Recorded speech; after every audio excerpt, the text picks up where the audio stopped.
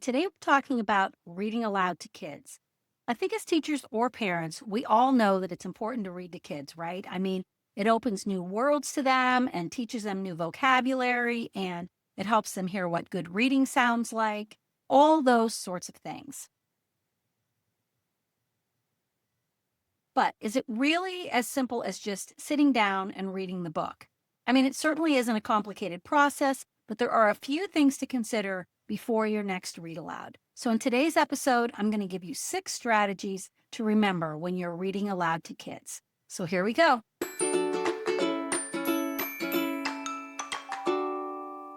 So, you want to read a story to your class. It's a great time to demonstrate fluent reading or give your kids some background knowledge about a topic that they're going to be learning. It's a good way to build classroom community. There's so many great reasons to read a story to your class. But I do think there's more to it than just grabbing a book off the shelf and reading. So today I'm going to give you 6 different tips to help you have a really successful read aloud. All right, so the first thing you need to think about before choosing a book is how much time you actually have. You know, read alouds can serve different purposes in your classroom. Sometimes you're just going to have an extra 5 minutes to kill before you leave for lunch or recess. And so that's a great time to read maybe a quick chapter from a chapter book that you're reading to your class each day. And then sometimes you're going to want to do an interactive read aloud with your class.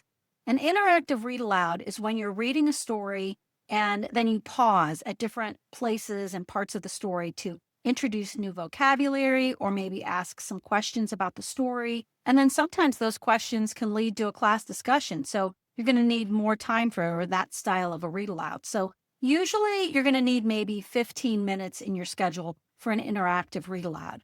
But I think that no matter what type of read aloud you're going to be doing, give yourself enough time for you and the kids to actually enjoy the story. You know, some teachers like to start their day with a read aloud. Other teachers like to read after they come in from recess or maybe at the end of the day. So think about a time that you have in your schedule and then actually write your read aloud time into your lesson plans so you're always going to have time for it.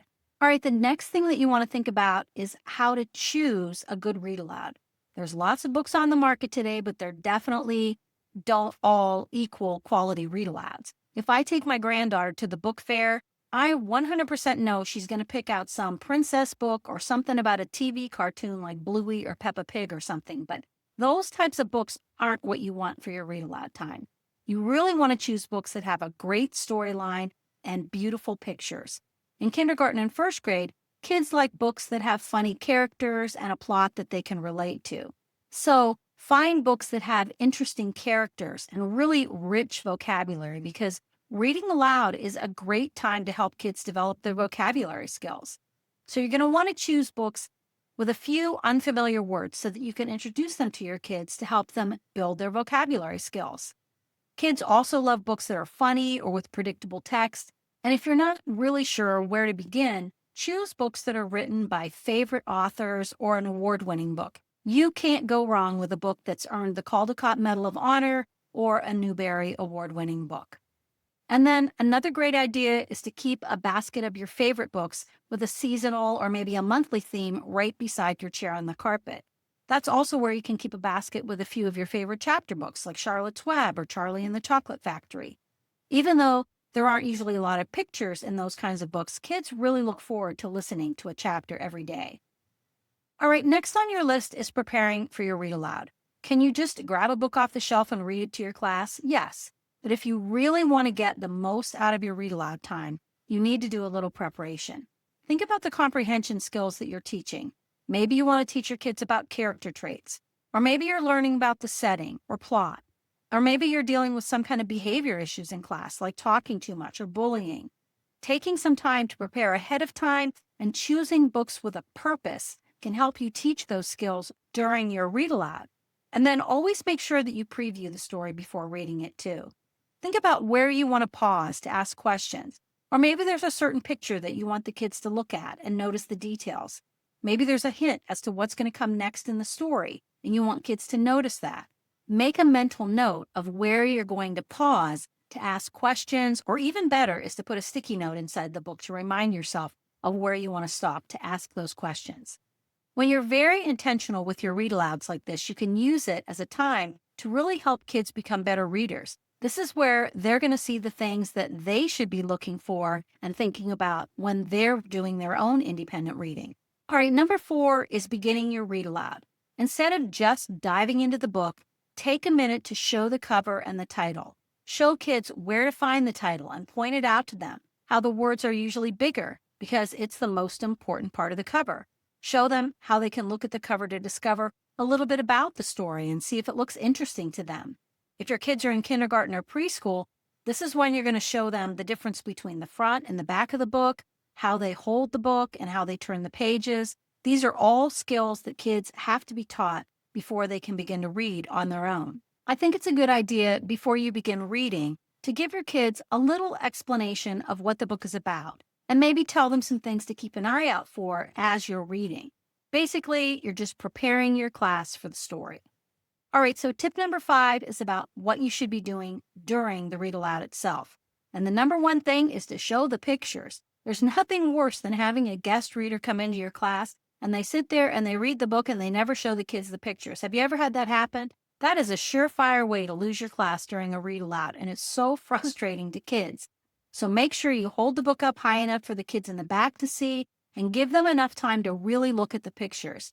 That's when they're really taking it all in and imagining what's happening in the story. Kids love it when you use expression in your voice, and if you change it for different characters. Kids of all ages love to hear a squeaky little mouse voice or a grumpy old man voice in stories, and kids don't judge, so have fun with it. They're going to love the story even more, and honestly, it's one of the best ways to really make a story come to life. And then also, remember not to read too fast. You want to read fluently, but slowly so kids have time to think about what's happening in the story and really enjoy it. Finally, you should ask questions during your read alouds, but not too many. I remember one time I was reading to my class and I was asking questions along the way, and one little boy kind of sighed real loudly and said, "Why do you have to always ask so many questions? Just read the story." Apparently, I was ruining the story with all my questions, so learn from my mistakes and don't ruin the story by continuously starting and stopping with too many questions. And then finally, as you're ending your read aloud, wrap it up by pointing out a particular part of the story or an important concept that you really liked, and ask the kids what part they liked best. Just ask some open-ended questions that really don't have any right or wrong answer. Or maybe go back and revisit a certain part of the story, show them a particular page in the book, and ask things like, why do you think this character, why his face looked like this? Or how do you think this character felt when this happened? These are just the kinds of questions that can get kids thinking and help them comprehend the story just a little bit better. And then finally, tip number 6, I just thought I'd give you a few different ways that you can encourage reading comprehension. And these ideas are kind of going to work with basically any story. So most picture books, you can discuss character, setting, and plot. You can talk about the point of view, who's telling the story. You can compare different characters in the story. You can find different words in the story that tell how a character's feeling. You can make photocopies of some of the pages in the story and have the kids use them to retell the story. Another idea is to make a T-chart and compare 2 different versions of the same story.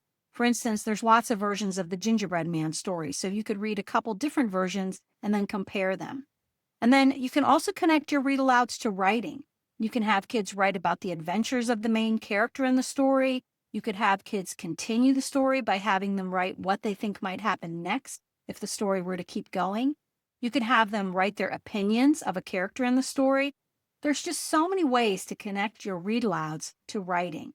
So even though teachers are often going to say they don't have time to read aloud picture books, you can see that it might actually be one of the most important things that you can do during the day.